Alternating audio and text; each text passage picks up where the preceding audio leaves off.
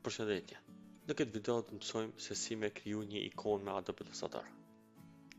Po klikoj këtu te rrethi edhe po bëj me shift pavarësisht këtu. Shikoni këtu fushën pja heki, domethënë një gjap fushëç, ndërsa këtu pja lë ngjyrën e zezë. Ndërsa këtu në këtë rast po bëj 6 piksella që ju me vret pak, domethënë po bëj me qëllim pak më trash këtu.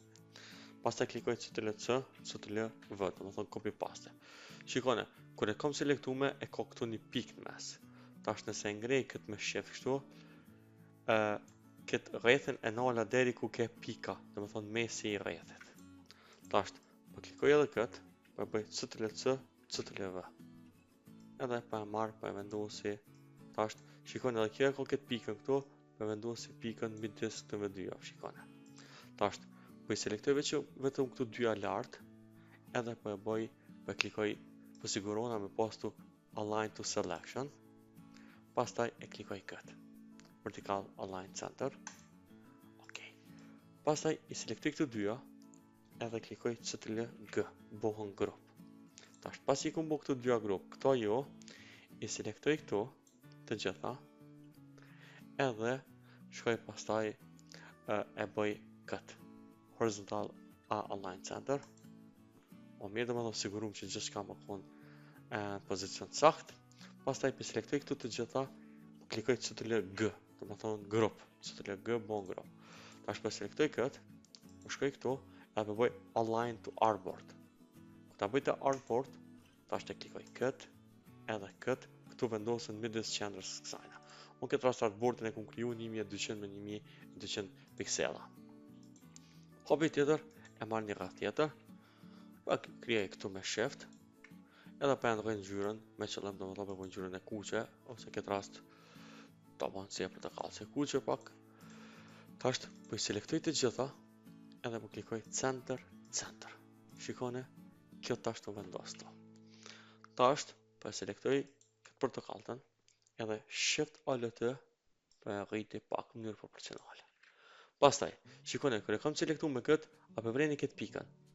Këtë po e shty më lart, po mundona paravorësisht me vendos mesatarën prej kësajna deri këtu në lart. Paravorësisht kështu, shikoni. Okej.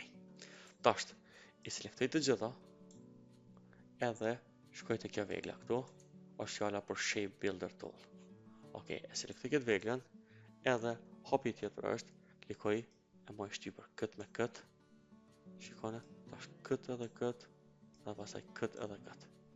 Ndërsa, apo vreni kur e selektova këtë, e ka plusin.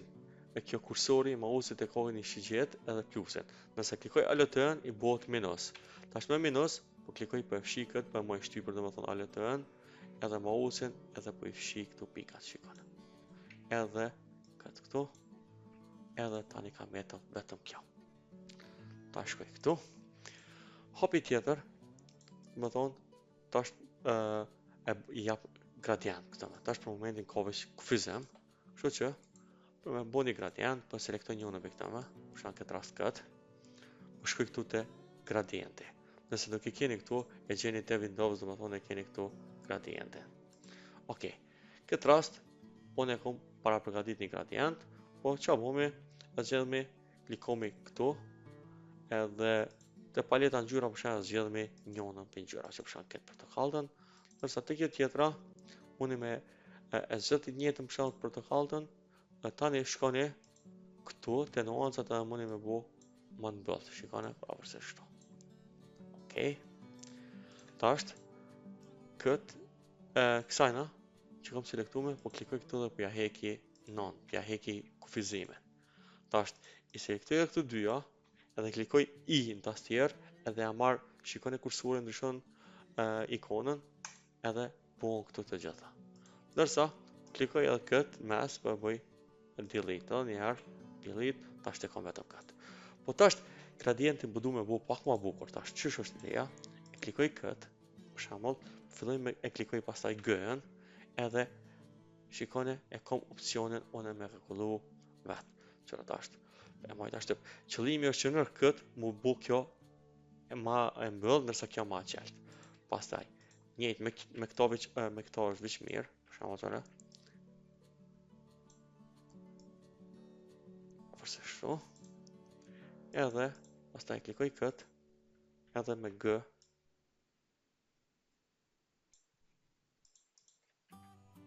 Edhe shikoni, tash si po duket. Kjo mahije tu bo ma dritë, tash varet mu me ndresh në ancën që ma të teshme kështu. Tash po duket si mahije, ma dritë, mahije, ma dritë. Më thonë, kjo sikur me qenë nër kët, kjo nër kët, kjo nër kët. Kjo duket si diçka vazhdimsi.